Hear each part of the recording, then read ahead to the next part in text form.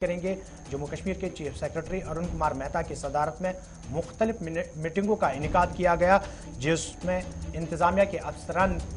ने शिरकत की। इस बीच जहां मुख्तलिफ स्कीमों के हवाले से बात की गई, वहीं पर इंतजामिया के कामकाज पे भी और उसके साथ साथ जो डीसीएस और ड्यूकाम्स को एडमिनिस्ट्रेटिव पावर्स जो दिए गए थे जब पंचायती राज एक्ट यहां पर लागू किया गया, उस पर भी तबादला ख्याल किया गया और उसका भी जायजा लिया गया। इस बीच बड़ी खबर अब यह है कि जम्मू कश्मीर के अंदर आपको याद होगा कि जब डीडीसीज और बीडीसीज अपने किसको कितने पावर्स दे जाएंगे, किसके दायरे अख्तियार में क्या कुछ चीजें होंगी, इसे लेकर काफी तकरार हुआ, बहस हुई, कभी सैलरी को लेकर, कभी पावर्स को लेकर। डीडीसी सड़कों पर भी आए और उसके बाद इंतजामिया ने क्या किया कि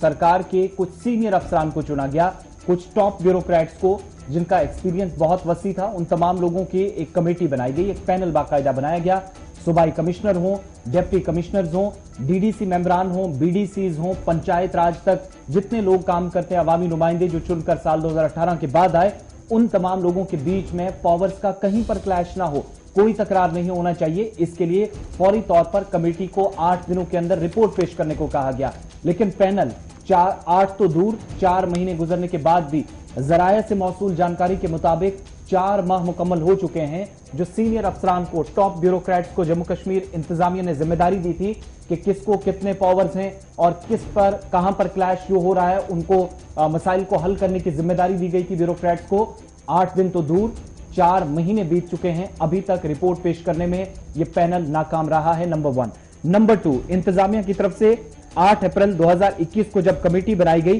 तो सूबाई इंतजामिया से लेकर जिला इंतजामिया, डीडीसीज और उनके नीचे बीडीसीज या फिर उसके साथ पंचायत मेंबरों के पास जो चाहे वो सैलरीज का इश्यू था या पावर्स को लेकर जो लड़ाई शुरू हुई थी और एहतजाज करने डीडीसी जम्मू और श्रीनगर के अंदर पहुंचे थे, उसके बाद लेफ्टिनेंट गवर्नर के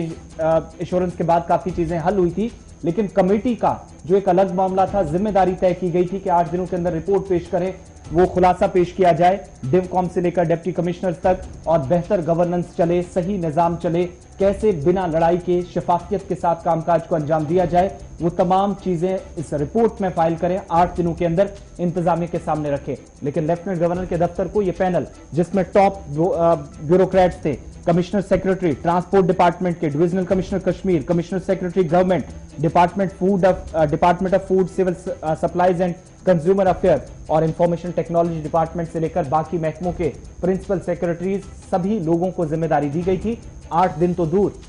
4 महीने आज बीत चुके हैं जब आपको खबर बता रहे हैं और हमारे जरा ये बता रहे हैं कि इंतजामिया की सीनियर अफसरान लेफ्टिनेंट गवर्नर को अब तक जानकारी देने में पूरी तरह नाकाम साबित हुए हैं।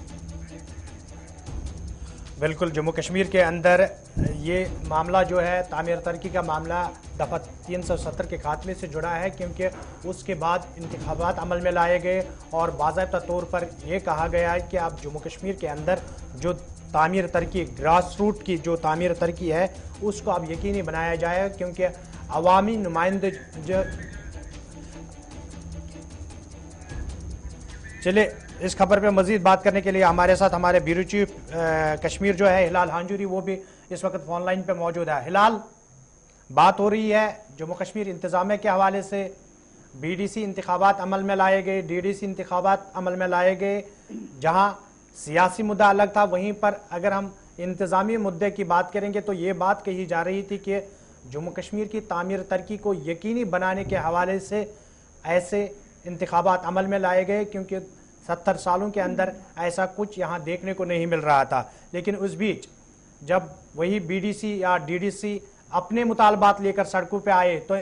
इंतजामिया की जानिब से एक हाई पावर कमेटी तश्कील दी गई थी। 8 दिनों के अंदर उन्हें रिपोर्ट सौंपने की बात कही गई थी। 4 महीने गुजर गए, ना ही कमेटी का रिपोर्ट आया और ना ही ऐसे हालात देखे जा रहे हैं कि बीडीसीज या डीडीसी मेंबरान जो है वो खुद मुतमईन हो अपने आप में, तो लोगों का हाल किस तरीके का होगा? देखिए, जो ये 8 अप्रैल को जो ये कमेटी बनाई गई थी, तब इसका यही टास्क दिया गया था कि जो डिप्टी कमिश्नर्स हैं और डिविजनल कमिश्नर्स हैं, क्योंकि जब से पंचायत राज एक्ट का निफाज जमीनी स्तर पर हुआ है, जिसमें डीडीसी इलेक्शन भी हुए हैं और उसके साथ साथ पंचायत इलेक्शन भी हुए हैं, तो उसके बाद जो उनके पावर्स थे उसमें किसी हद तक जो पावर्स हैं वो डीडीसी चेयरमैन को दिए गए, डीडीसी काउंसलर्स को दिए गए हैं। तो उस पर फिर एक नया कानून लाने के साथ साथ यहाँ उसकी इम्प्लीमेंटेशन एक टारगेट सरकार के लिए था। लेकिन जो एक कमेटी थी उन्हें यही रिकग्नाइज करने के लिए कहा गया था और उन्हें यही बताने के लिए कहा गया था कि कौन किसको कितने पावर्स होंगे, चाहे वो एडमिनिस्ट्रेटिव स्तर पर हो या उसके साथ साथ पंचायती स्तर पर हो। लेकिन इस कमेटी के लिए 8 दिन थे, लेकिन आज 4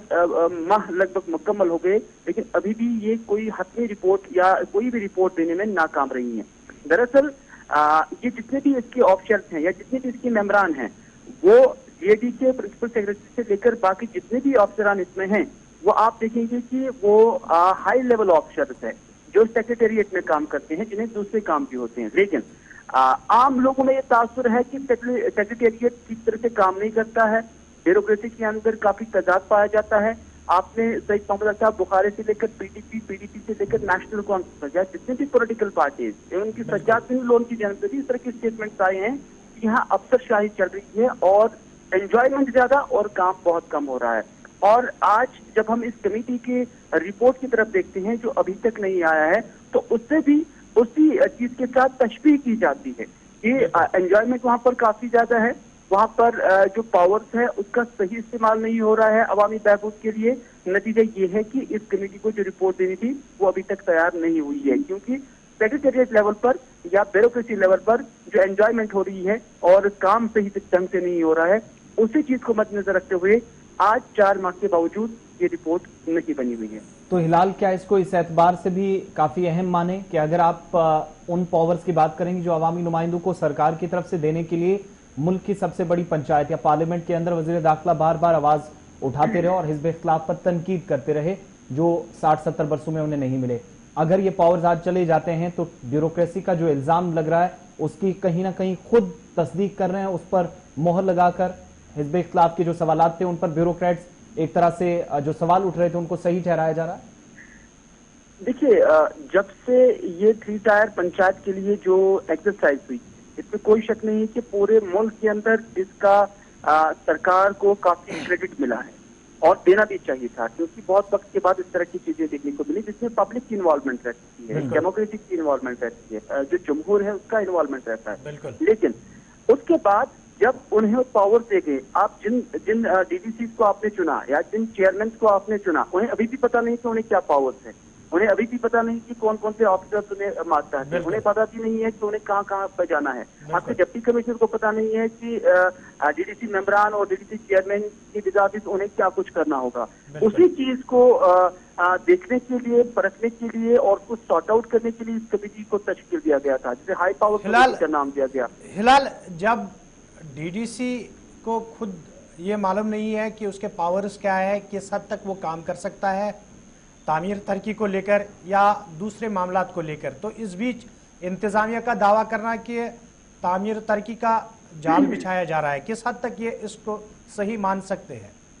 देखिए, जब आप पब्लिक के साथ बात करेंगे तो पब्लिक आपको सब कुछ कहती है, क्योंकि एप्लीकेशन ऑफ आर्टिकल 370 हुआ और उसके बाद तकरीबन 1 साल हड़तालों में गुजर गया और जो अनसर्टेनिटी थी कश्मीर के अंदर उसमें गुजर गया, तो पूरा पैरालाइज हुआ था, कोई डेवलपमेंटल काम नहीं हुआ था, अगर कहीं पर हुआ था 5% के आसपास हुआ था। और उसके बाद जो नेक्स्ट ईयर आया तो उसमें हमने देखा कि यहाँ पे लॉकडाउन हुआ है, तो लॉकडाउन के नतीजे में भी जितने भी तामीराती काम थे वो बिल्कुल बंद रहे और उसमें भी हमने देखा कि पैरालाइज का काफी हिस्सा उसमें भी गुजरा है। तो इस तरह से जम्मू कश्मीर के अंदर साल 2019 के बाद जो रफ्तार थी डेवलपमेंट की,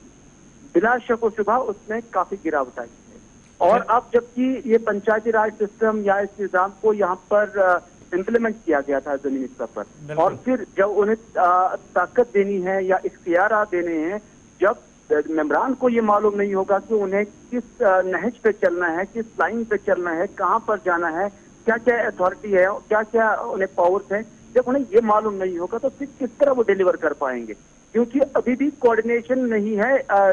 जो सरकार है या एडमिनिस्ट्रेशन और जो लोकल बॉडीज के जो लोग हैं या डीडीसी के जो लोग हैं उनके दरमियान अभी भी तालमेल नहीं है। और तालमेल न होने की वजह यही चीज है कि ये जो हाई पावर कमेटी बनाई गई थी उससे जो रिपोर्ट देनी थी ताकि उसके बाद उन्हें भी मालूम हो सकता था क्या उन्हें करना है, कहाँ कहाँ पर उन्हें जाना है, कहाँ कहाँ इख्तियारात उन्हें हैं, तो फिर उससे एक पब्लिक को रिलीफ मिल सकता था। वजह ये है कि एक पैरालाइजेशन अभी इसी वजह से है कि उन्हें मालूम नहीं है उन्हें क्या कुछ करना है। कि उनकी डिवीजन कमिश्नर के पावर जब हम 3 पंचायत को देखते हैं तो वहां पर भी वो चीज हो जाती है, उन्हें भी इस बारे में कुछ मालूमात नहीं है, क्योंकि उसी वक्त लगा जब ये कमेटी बनी है और उस कमेटी का ना होना, उनकी रिपोर्ट ना होना, ये अभी पब्लिक के लिए काफी नुकसान है। चलिए हिलाल, आपका बहुत बहुत शुक्रिया प्रोग्राम में हमारे साथ बने रहने के लिए। हिलाल हांजुरी, जो बात हो रही थी